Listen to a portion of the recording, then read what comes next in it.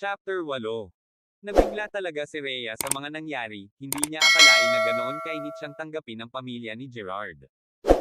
Sa kabilang banda, lahat ng mga kasambahay naglilinis at ang iba naman ay nagluluto dahil may isang salo-salo na magaganap mamayang gabi upang ipagdiwang ang pagdating ng bagong miyembro ng pamilya. Pagkadating nila sa sala ni Rhea ay gulat pa silang nagkatitigan. At may pagtatanong sa mga mata. Saan si Daddy mo, Trish? Tanong niya sa bata. I don't know tita, Mommy Rhea. I think ito na po ang tamang time upang may tatawagin akong mommy. Okay lang po ba tita Rhea, na itawag ko sa'yo ay mommy? Of course naman, no problem sweetheart. Malambing nitong sagot. Kaagad naman ito yamakap ulit kay Rhea dahil sa tuwa. Mommy, I think nasa room si dad. Puntahan mo na lang kaya baka nagpapahinga lang yon. Namilog naman ang mga mata ni Rhea sa mga narinig. Ano? Ako talaga ang pupunta. Gulat nitong sagot sa bata. Yes mom? Much better na ikaw ang pupunta para bubaba kaagad si dad. At isa pa po, para makapag-dinner na rin tayo gutom na po ako eh.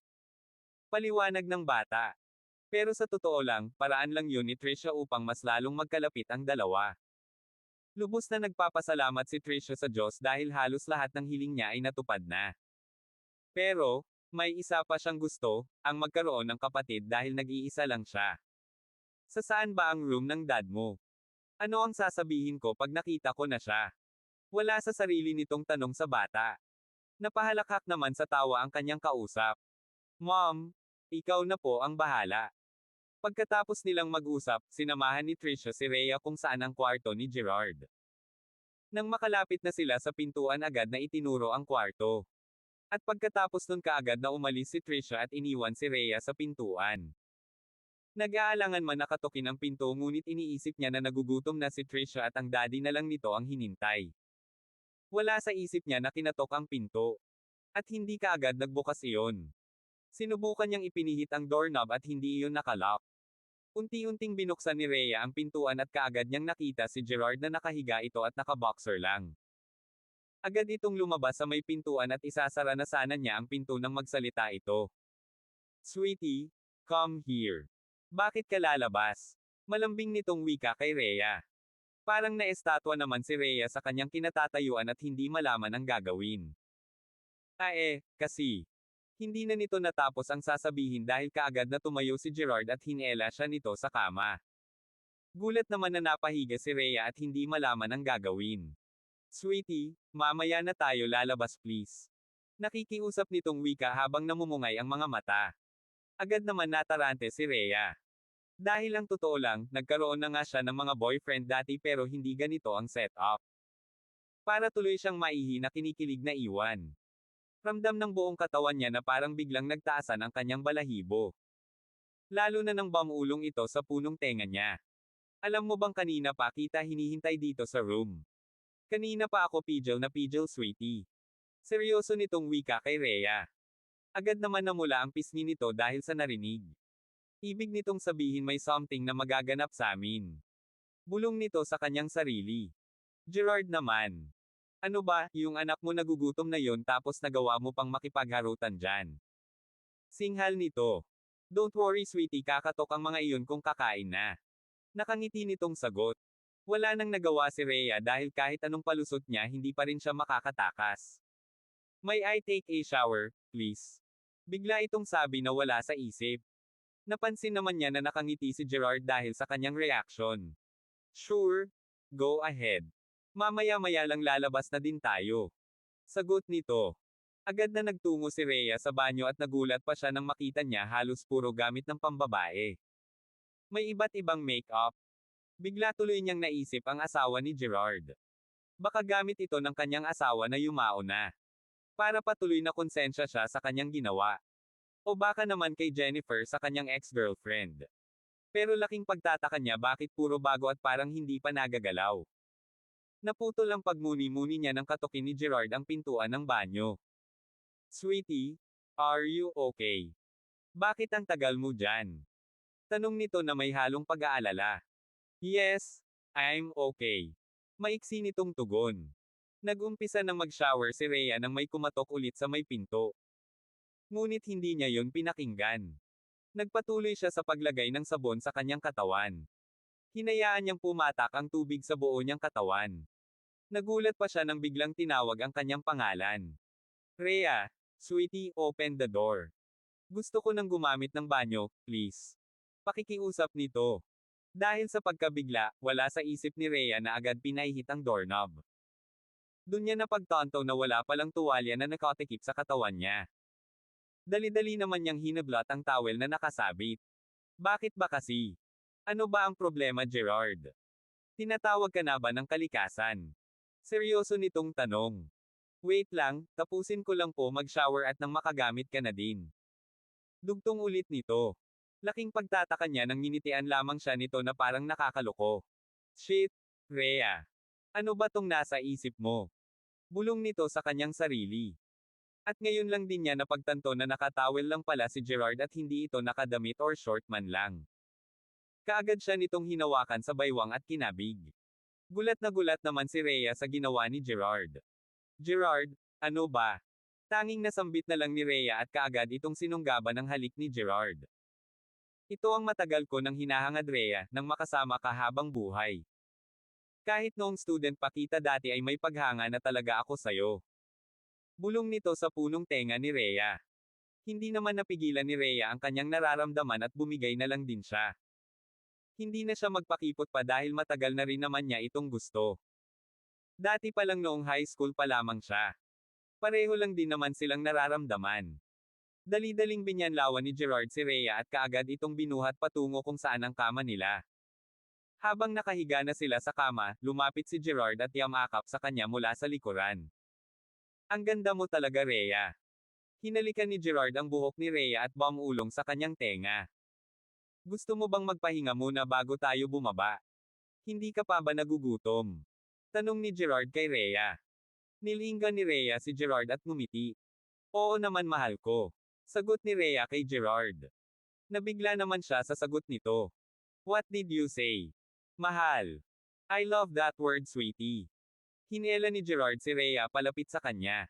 Sabay silang humiga sa kama at nagkatitigan. Pinagmaade ni Gerard ang bawal sulok ng mukha ni Rhea. Ang swerte ko talaga sayo. Wika ni Gerard dito. Ako rin naman sayo ang swerte ko din. Hinalikan ni Gerard si Rhea sa noo. Sabay silang pumikit at dinamdam ang init sa katawan ng bawat isa. Naramdaman ni Rhea ang pag-init ng pisngi. Hindi niya maiwasang mapangiti sa mga sinabi ni Gerard. Maya-maya pa, ay narinig nila ang pagpatak ng ulan sa bubong. Ang sarap ng ulan, no? Parang lalong nagiging romantic ang lahat. Wika ni Rhea. Oo nga, parang tayo lang dalawa sa mundong ito. Sagot naman ni Gerard. Hinawakan ni Gerard ang kamay ni Rhea at hinalikan ito. You know what, Rhea? Isa sa pinakamasayang nangyari sa buong buhay ko nang makilala kita. Hindi rin kasi ako nabigyan ng pagkakataon na makasama ng matagal ang aking asawa dahil sa kanyang sakit. Mabuti na lang talaga at may anak pa ako. Kung wala siguro, hindi na tayo nabigyan ng pagkakataon na magkakilala muli. Seryoso nitong wika kay Rhea. May kung ano namang kumirot sa dibdib nito nang marinig niya ang sinabi ng makisig na lalaki. Hindi akalain ni Rhea na may dinaramdam pa din pala ito tungkol sa kanyang asawa. Nakatingin si Rhea sa mga mata ni Gerard. Kita niya ang pagmamahal at pag-aalala. Ako rin naman, Gerard, ikaw ang pinakamagandang nangyari sa buhay ko. Wika ni Rhea dito. Nilapit ni Gerard ang kanyang mukha sa mukha ni Rhea at dahan-dahang hinalikan ito.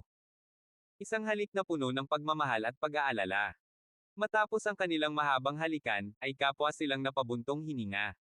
Ang katahimikan sa kanilang silid ay napupuno lamang ng tunog ng ulan at ng kanilang mga pintig ng puso. Rhea, may gusto akong sabihin sayo. Malambing nitong wika. Ano yun, mahal? Hinawakan ni Gerard ang kamay ni Rhea at pinisil ito. Gusto kong makasama ka habang buhay.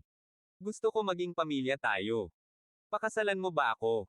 Saad nito na may halong pag-aalala. Nanlaki ang mga mata ni Rhea sa narinig. Hindi siya makapaniwala sa tanong ni Gerard. Sa loob ng kanyang puso ay isang malaking, oo, ang gusto niyang sigaw. Ngunit bago pa man siya makapagsalita, ay may tumulong luha sa kanyang mga mata. Oo, naman Gerard, 1,000,000 beses na oo. Sagot ni Rhea habang may kagalakan. Napayakap siya dito at hinalikan sa pisngi ang lalaki. Gumanti naman siya ng yakap sa babae. Para bang silang dalawa lang sa mundo. Sa sandaling iyon, alam nilang magkasama nilang haharapin ang anumang pagsubok na darating sa kanilang buhay. Matapos ang kanilang pagpapalitan ng matamis na pangako, ay nagsimula ang paghahanda para sa kanilang kasal. Parehong abala sina Rhea at Gerard sa pagpili ng damit, pag-aayos ng venue at pagpadala ng imbitasyon.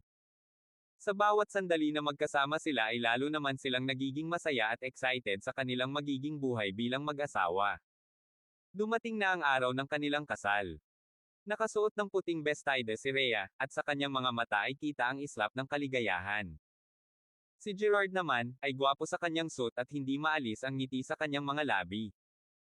Habang naglalakad sila patungo sa altar, ay hindi nila maiwasang magkatinginan at ngumiti sa isa't isa.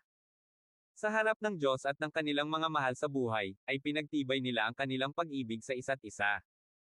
Ang pagsisimula ng isang bagong buhay bilang mag-asawa ay isang kapanapanabik, ngunit maaaring maging mapaghamong yugto sa buhay ng isang tao. Ito ay isang panahon ng pag-aayos, pagtuklas, at paglago. Makalipas ang isang taon, binayayaan din sina Rhea at Gerard ng isang supling. At nagkaroon na nga ng kapatid si Trisha. Naging masaya ang kanilang pamilya, dahil kumpleto na sila. Nagkaroon na ng katuparan ang mga hiling nito at ng kanyang anak na si Trisha. Kahit anong pagsubok na dumating sa relasyon nila ni Gerard at Rhea ay naging matatag silang dalawa. Hindi madali ang pag-aasawa, dahil ang pag-aasawa ay isang patuloy na paglalakbay. Ang pag-aaral na makipagkomunike ng epektibo, pag-unawa sa mga pangangailangan ng isa't isa, at pagpapakita ng pagmamahal at respeto ay mahalaga para sa isang malakas at pangmatagalang relasyon.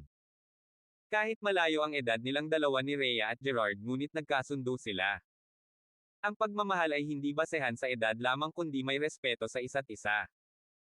Bilang mag-asawa, ang paghaharap ng mga hamon ng buhay ay hindi palaging perpekto, at ang mga mag-asawa ay tiyak na haharap sa mga hamon sa kanilang pagsasama.